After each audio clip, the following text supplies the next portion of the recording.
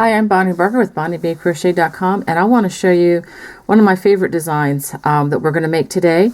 This is a cup holder, and this is made out of cotton. This is I'm going to be using this Cascade yarn fixation yarn, and it's really nice. It's about 98.3% cotton, 1.7% elastic, so it is designed to snugly fit any cold drink that you might decide that you want to drink. And what's really nice about this with the cotton bottom is it will prevent leaving marks on your counter, furniture, or whatever. And also if you're doing some special work, either with paper or even with yarn, because of the cotton absorbency, it's going to keep your hands nice and dry, and you're not going to get condensation on them. Let me show you how it fits another type of beverage.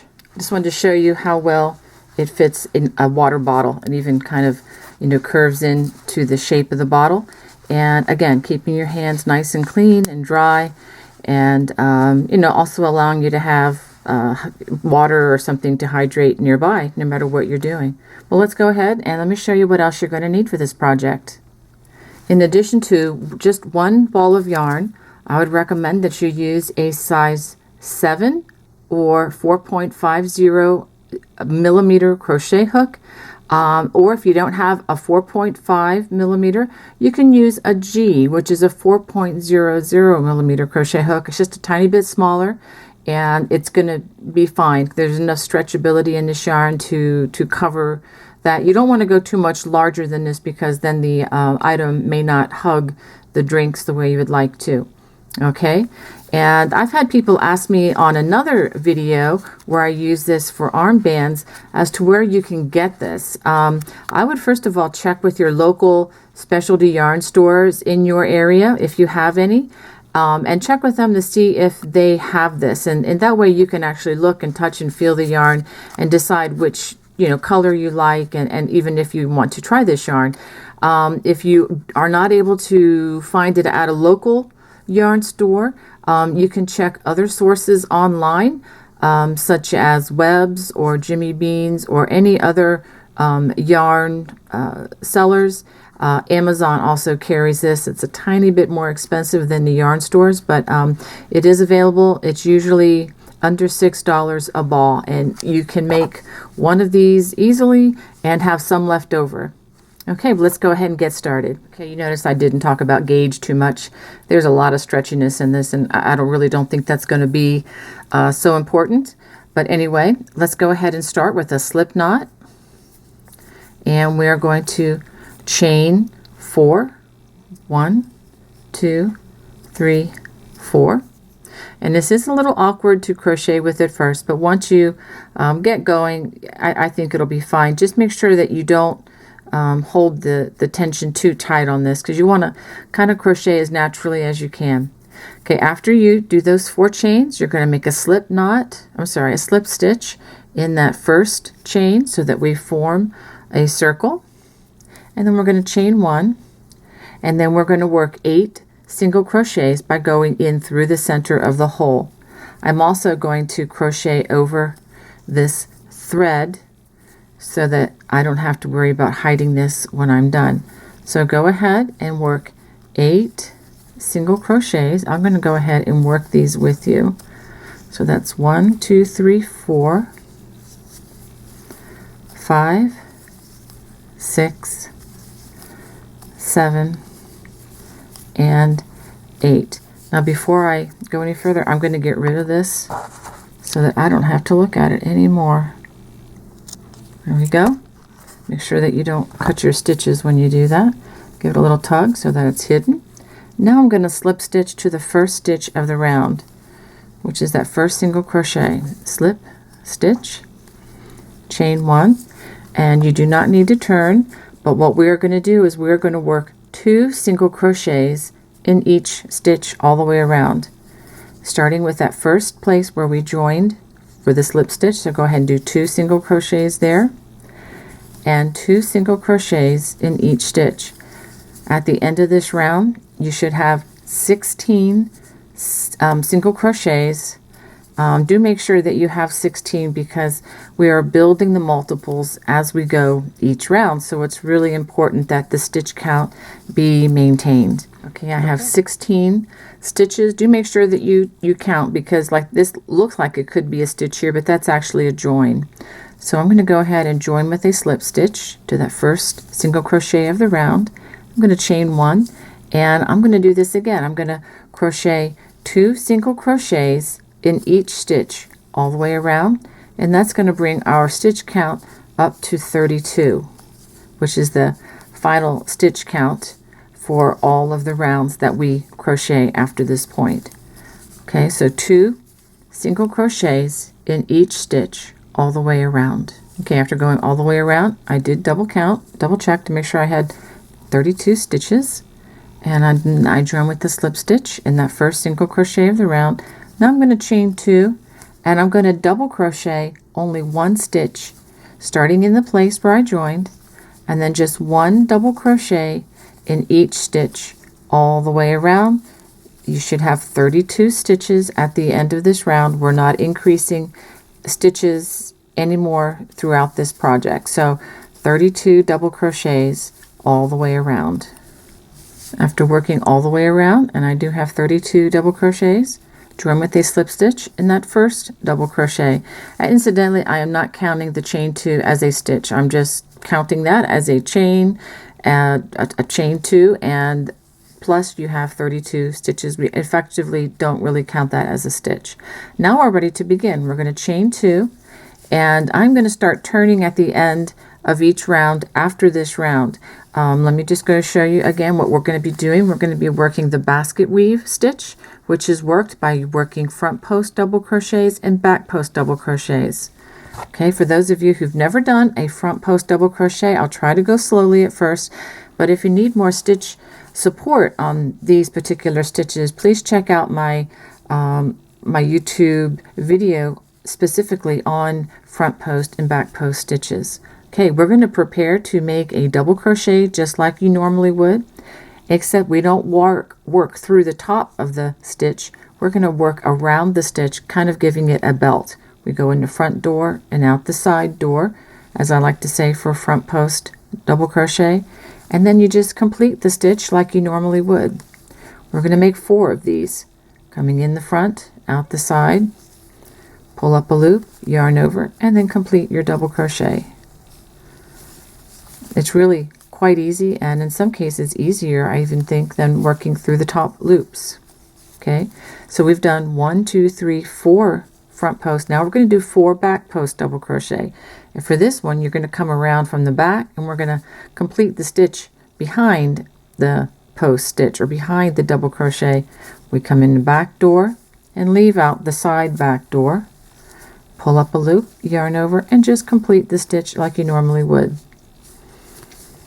For a lot of these stitches, the tall man and the thumbkin finger, or the finger and thumb, are going to be pretty valuable in helping to direct your hook and where it needs to go to form these stitches. Once that muscle memory is ingrained, these stitches are remarkably easy. Like I said, even in some cases easier than regular crocheting through the top loops. Okay, so I have crocheted 4 front post double crochets and 4 back post. We're just going to alternate that all the way around. 4 front post double crochets followed by 4 back post double crochets. Okay, so 4 front post, and then we're going to do 4 back post.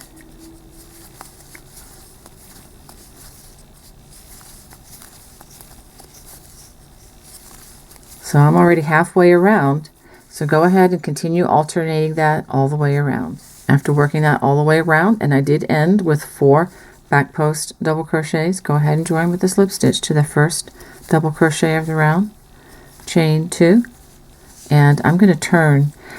If you don't want to turn, you can continue doing this with the front side facing.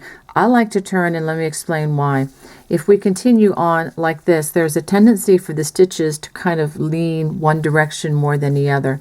So by turning, I can kind of fix that, kind of keep it, going more straight rather than leaning excessively one direction or the other. So I'm going to turn, and even if you turn or not, the directions are still the same. Going to front post, double crochet in the next 4 stitches.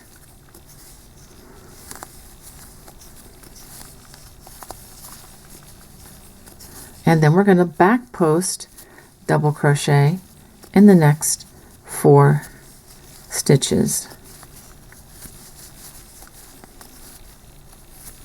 Okay, so alternate that all the way around. 4 front post and then 4 back post. At the end of the round, we join with a slip stitch to the first double crochet of the round, chain 2, and we're going to turn. Now this is with the front side facing, and we do the same thing again. 4 front post double crochets,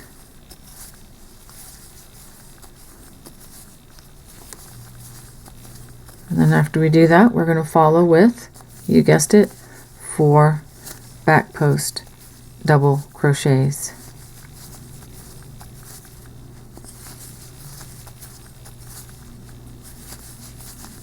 So go ahead and alternate that all the way around. 4 front post and 4 back post double crochets. At the end of this round, we join with a slip stitch just like we did the other rounds. Chain 2, and we're going to turn. Now I want you to see, before we turn, I want to show you, even though we didn't work the basket weave the first round with the first round of double crochets, it does kind of act as though we did. So we have 1 round of double crochet, 2, 3, 4 rounds of double crochet. Okay, now we're going to turn.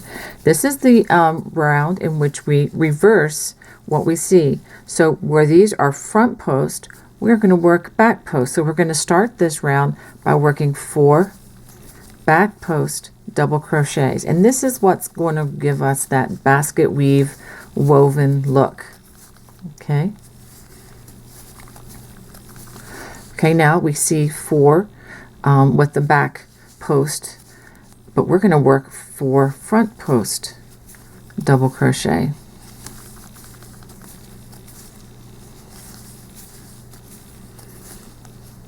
And that's what we're going to alternate all the way around. It's just the opposite of what we've been doing. Work 4 back post. Now, especially if you see what looks to be front post facing you, work a back post, and if you see where it looks like back post double crochets facing you, like this is what the back post looks like, go ahead and work 4 front post. But if you just start this round off by working 4 back posts and then 4 front posts and do that all the way around, you'll be fine. It's the same thing. Okay, so you see how that's starting to change? Go ahead and do that all the way around. And just like the other rounds, we're going to end this by working a slip stitch in the first double crochet of the round, chain 2, turn. Now the next 3 rounds are going to all be the same. So I'm going to just show you the beginning of the next round, and I want you to do this for 3 rounds. Okay, we're going to start with 4. This is just like we did the last round. 4 back post double crochets.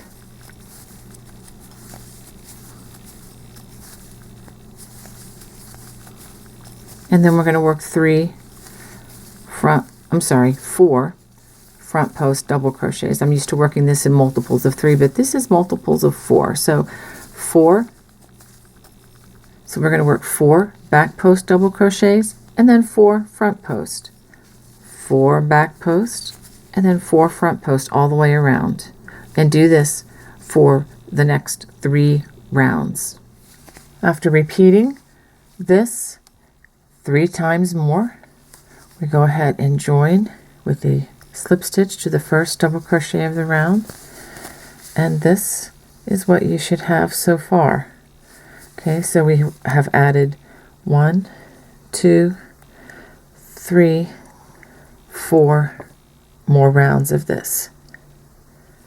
Now we're going to chain 2, 1, 2. We're going to turn. Now it's time for us to reverse what we've been doing, and we're going to go back to what we were doing down on these rows. And all you have to do is, if you see back post facing you, we're going to work 4 front posts. So we're going to start the round with 4 front post double crochets,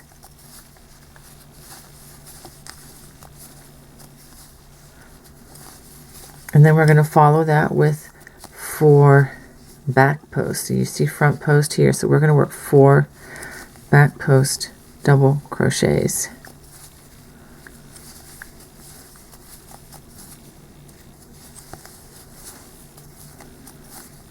And we're going to do that all the way around. Well, let's see if we can get that stitch to work its way. There we go. So now we're just going to do 4 front post here and then 4 back post here, alternate all the way around.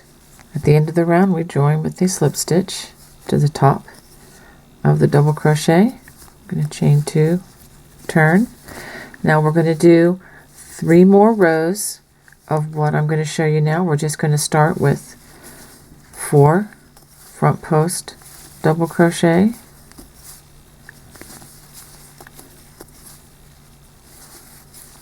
and then we're going to follow that with 4 back post double crochet. So go ahead and continue 4 front post double crochets and then 4 back post double crochets all the way around, and you're going to do this round 3 times. At the end of each of these rounds, just join with a slip stitch. Now we're going to do something a little bit different. I'm going to chain 2. I'm going to keep turning, and we're going to alternate our front post and back post. And I'm going to show you what we're going to do. We're going to be doing the top ribbing of this bottle cover. And we do this by working a front post double crochet followed by a back post double crochet, front post, back post, and we're going to alternate that all the way around, all 32 stitches. Okay, so front post and back post. At the end of this round, we join with a slip stitch to the first double crochet, just like we've been doing. Chain 2, and we're going to repeat this one more time. Front post double crochet and back post double crochet, alternating this all the way around.